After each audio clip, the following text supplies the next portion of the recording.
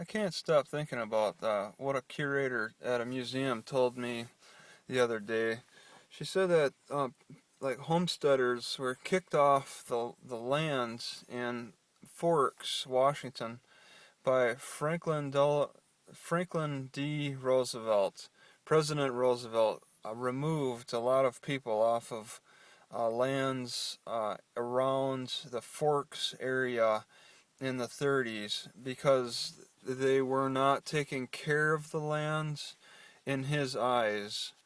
They were trashing it, so they were evicted from the area, and they left in quite a haste. She said she arrived there in the 1950s. She's an older lady.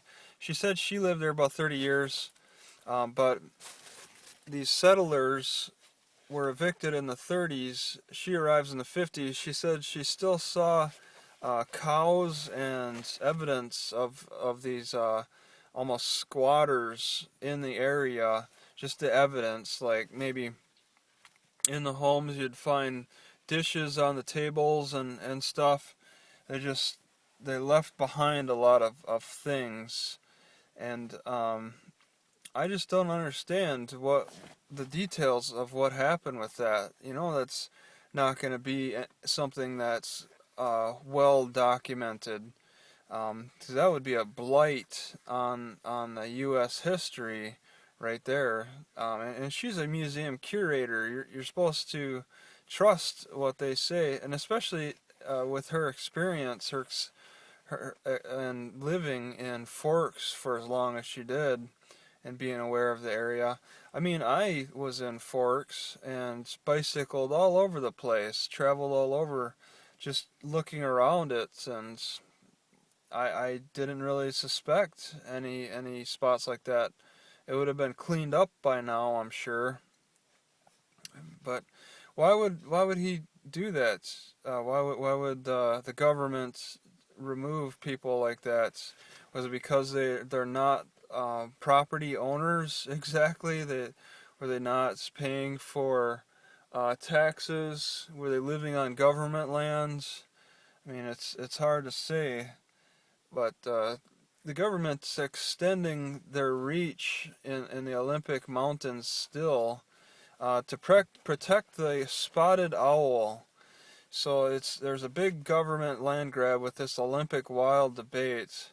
And I think the government's just using the argument that they want to protect the spotted owl, which is fine. I mean, and the spotted owl only grows in the old growth forests, like the 200-foot trees that are like a house thick. Still, but there's none. I don't think there's any. I haven't seen any more trees in Washington that you could make a house out of their inside, out of their trunk anymore. And they're only in pictures now, those sizes. And then that one that's near the museum I took a video of earlier, that Forks Museum, the / Twilight Museum / Lumberjack Museum. They go together quite well. But the old growth forests, the old trunks, and all that, people, they chopped them all down and stuff, and made way for their farms, and then just started making a living off of that, and for some reason, some parts of the Washington were they evicted people for living how they saw fit.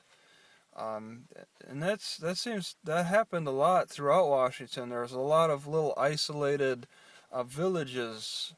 There were the clammers on the Whidbey Islands. I believe it's Whidbey Island. There were a lot of clammers throughout.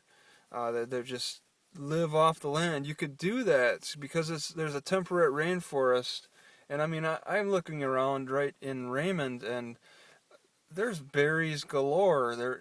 You could really plant a lot of various things. You could raise a lot of farm animals. This is a very self-sustaining area, but the government didn't like that at the time.